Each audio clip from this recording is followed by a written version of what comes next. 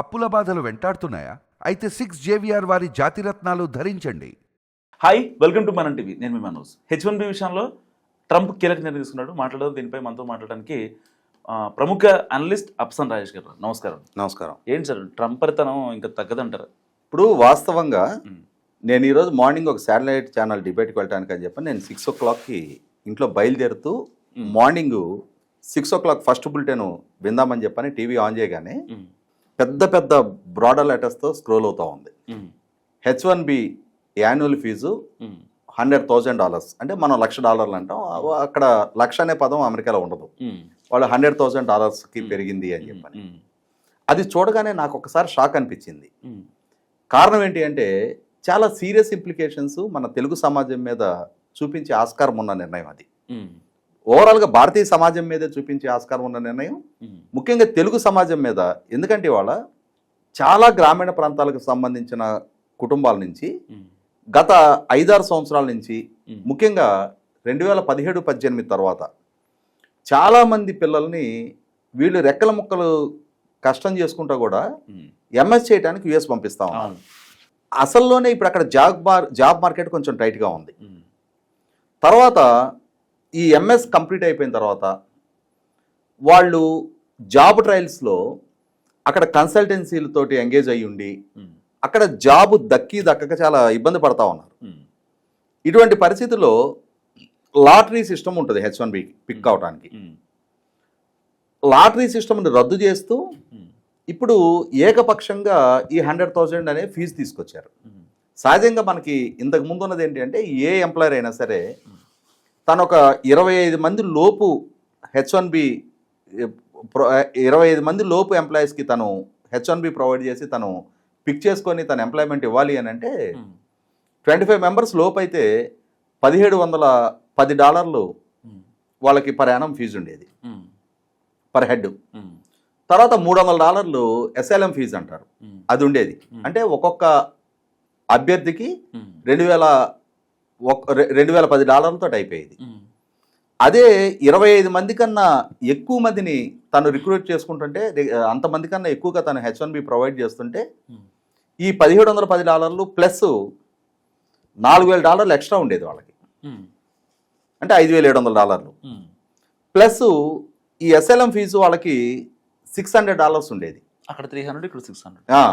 So దాంతో ఏమైపోయేది, సుమారుగా $6,300 వరకు పే చేయాల్సి వచ్చేది. ఇవాళ ఏమైంది, ఎక్కడ $2,010, ఎక్కడ $6,300, ఇవాళ ఏకైకనది $100,000కి ఎగబాకింది. దాంతో ఏమవుద్ది, ఎందుకని ఇండియా నుంచి వాళ్ళ ఎంప్లాయీస్ని రిక్రూట్ చేసుకుంటారు అక్కడ? వీళ్ళు ఫస్ట్ ఆఫ్ ఆల్ ఐటీకి సంబంధించిన పరిజ్ఞానం వీళ్ళకి ఎక్కువగా ఉంటుంది. తర్వాత వర్కహాలిక్గా ఉంటారు. ఎందుకంటే బెటర్ కెరీర్, బెటర్ ప్రాస్పెక్ట్స్. దీనికోసం అని చెప్పని ఒక 10,000 కిలోమీటర్లు ప్రయాణం చేసి వెళ్ళి నీ కుటుంబాన్ని, నువ్వు పుట్టి పెరిగిన వాతావరణాన్ని, నీ స్నేహాలని, నీ సోషల్ బాండింగ్స్ని అన్నిటినీ వదులుకొని అక్కడ మెరుగైన కెరీర్ కోసం, మెరుగైన అవకాశాల కోసం అంత దూరం వెళ్ళిన తర్వాత ప్రతి క్షణం ఏమవుతుందంటే మనం ఎందుకు వచ్చాము ఇక్కడికి అనేది గుర్తుంటుంది. మనం పుట్టి పెరిగిన ప్రాంతంలో కన్నా మెరుగైన అవకాశాలు అందిపుచ్చుకోవడానికి ఇక్కడికి వచ్చాం. కాబట్టి అందిపుచ్చుకునే ప్రయత్నంలోనే ఉందాం మనం అని చెప్పని ఇక్కడ నీకు 8 hours నువ్వు షిఫ్ట్ చేసినా కూడా అక్కడికి వెళ్తే నీకు అవకాశం ఉంటే 10 hours, 12 hours అయినా వర్క్ చేస్తావు. ఎందుకంటే వన్స్ నేను సాక్రిఫైస్ చేసి ఇక్కడి వరకు వచ్చా, నేను ఇక్కడికి రావటం వెనక నా కుటుంబం సపోర్ట్ ఉంది, నేను లూజ్ అయిన నా కనెక్టివిటీ మొత్తం ఉంది. అటువంటప్పుడు మెకానికల్గా మారిపోయి కూడా విపరీతంగా కష్టపడతా ఉన్నారు, సంపాదించుకుంటా ఉంటున్నారు. మరి ఇటువంటి యాటిట్యూడ్ ఇండియన్స్లో ఉంటుంది కాబట్టి ఇండియన్స్ని ఎంగేజ్ చేసుకోవడానికి ప్రాధాన్యత ఇస్తూ ఉన్నారు. అక్కడ ప్రస్తుతం ఇప్పటి వరకు అమెరికన్ ప్రభుత్వం ద్వారా ఒక్కొక్క సంవత్సరానికి H1B కోటా ఎంత రిలీజ్ అయితే అందులో 70 to 71% ఇండియన్సే గ్రాప్ చేస్తూ ఉన్నారు. ఇప్పుడు మరి ఏమవుద్ది, ప్రధానంగా ఈ 100,000 అనేది ఎంప్లాయర్ మీద పెరిగే బడ్డెన్. అది ఎంప్లాయరు ఏం పర్లేదు నాకు ఇండియన్స్ వస్తే చాలు, నేను వాళ్ళ కోసం 100,000 బేర్ చేయడానికైనా సిద్ధమని చెప్పని అతను సిద్ధపడతాడా? లేదు.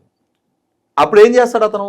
ఇప్పుడు సపోజ్ నిన్ను అపాయింట్ చేసుకున్నారు, నీకు ఒక పర్ యానం ఒక 140,000 120,000 లేదంటే నువ్వు ఎక్స్పీరియన్స్ అండ్ ఎక్స్పర్టైజ్ ఉండి ఇంకొంచెం అదనంగానే పేమెంట్ ఇచ్చి నేను పిక్ చేసుకుని వెళ్తున్నారు అనుకో అక్కడికి.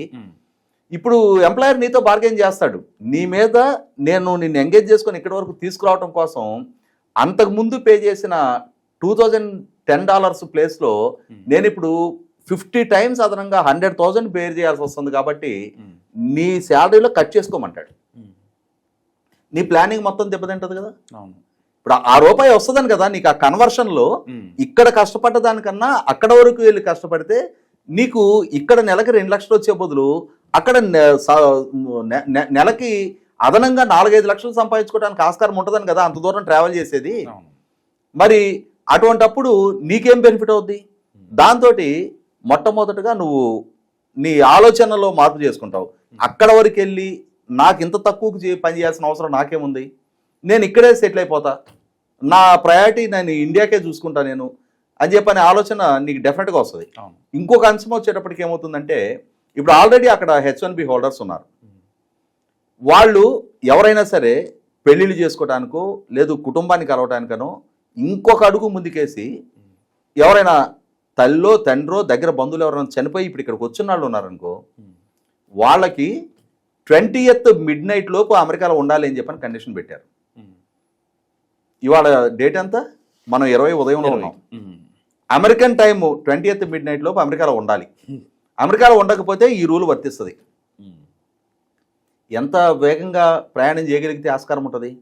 అటువంటి వాళ్ళకి నాదొక సలహా ఏంటి అంటే నాకు ఈరోజు ఉదయమే నాకు ఎవరో తెలిసిన వాళ్ళతో మాట్లాడితే వాళ్ళు ఇచ్చిన సలహా ఒకటి ఉంది.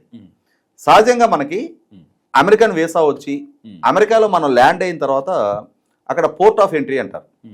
అక్కడ మన ఎయిర్పోర్ట్లోనే అలాగే మన ఇండియా వచ్చిన తర్వాత అయినా సరే అక్కడ నుంచి ఇండియాలో మనం ఏ ఎయిర్పోర్ట్లో ల్యాండ్ అవుతామో ఇక్కడ పోర్ట్ ఆఫ్ ఎంట్రీ అని చెప్పని మన పాస్పోర్ట్ మీద స్టాంప్ వేస్తారు. అలాగే అమెరికాలో కూడా మనం ఎంట్రీ అయిన ఎయిర్పోర్ట్లో ఆ స్టాంపింగ్ జరుగుద్ది.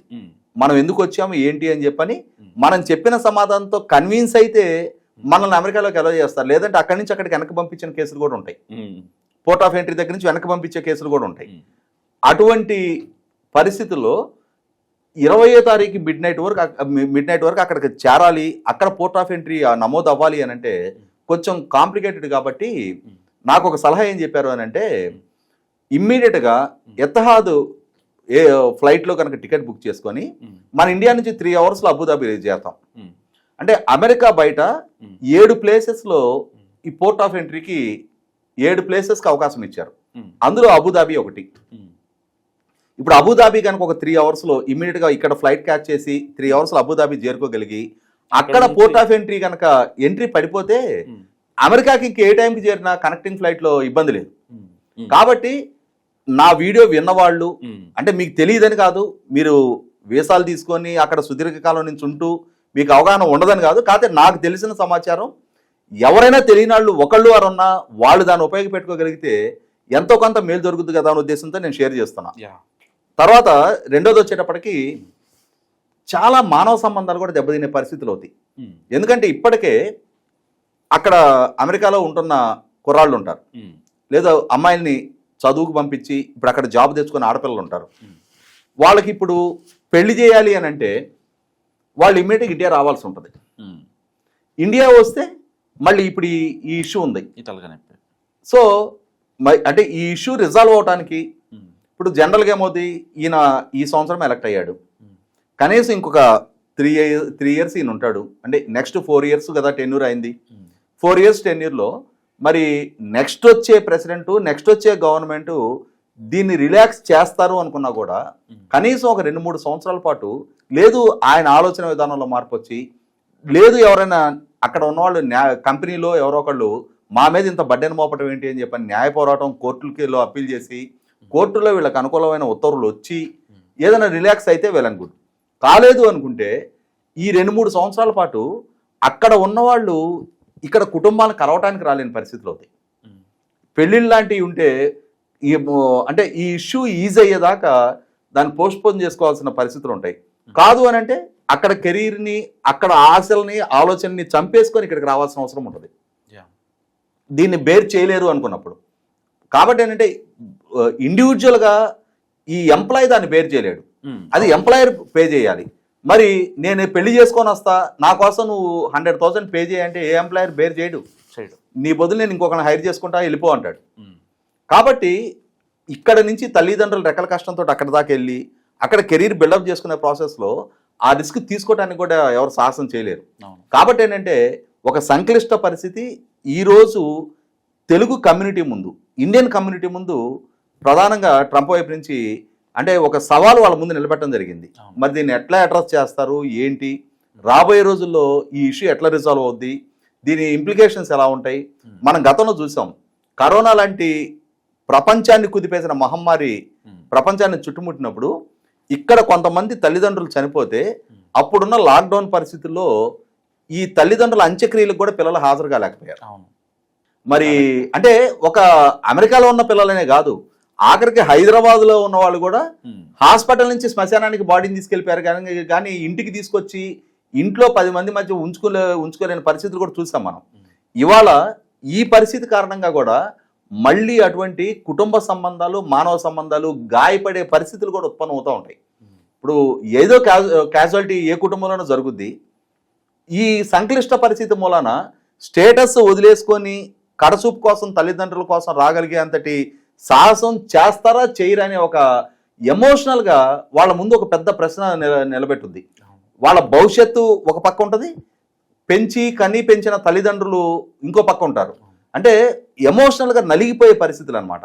కాబట్టి ఇది 100కి 100 పాళ్ళు ఈ సవాలుని అందరూ ధైర్యంగా హ్యాండిల్ చేయాల్సిన అవసరం ఉంది. మరి అదే సందర్భంలో చాలా కుటుంబాలు అప్పు సప్పులు చేసి పంపించున్నారు పిల్లల్ని. మరి వాళ్ళు ఇటువంటి పరిస్థితుల్లో వీళ్ళకి ఏ స్థాయిలో అక్కడ ఎంప్లాయ్మెంట్ దొరుకుద్ది, వీళ్ళని హైర్ చేసుకోవడానికి ఎంతమంది ఎంప్లాయర్స్ ముందుకు వస్తారు. ఇప్పటికే కొద్దిగా జాబ్ మార్కెట్ చాలా టైట్గా ఉంది అక్కడ. నేను మొన్న జూలైలో నేను అమెరికా వెళ్ళడం జరిగింది. నేను ఒక 3 వీక్స్ నేను యుఎస్లో ఉన్నాను. నేను డిఫరెంట్ సిటీస్కి వెళ్ళాను, డిఫరెంట్ సెక్షన్ ఆఫ్ పీపుల్తో నేను ఇంటరాక్ట్ అయ్యాను. అట్లా ఇంటరాక్ట్ అయినప్పుడు నేను అక్కడ ఉన్నప్పుడు నాకు ఇక్కడ నుంచి తల్లిదండ్రులు చాలామంది ఫోన్ చేసేవారు. అన్న మీరు అమెరికాలో ఉన్నారు కదా, కొంచెం మా అబ్బాయి మొన్నే ఎంఎస్ అయిపోయింది, జాబు ఏమి దొరకలేదు, కనీసం పార్ట్ టైం జాబ్ అయినా ఏదైనా సజెస్ట్ చేయండి అని చెప్పని.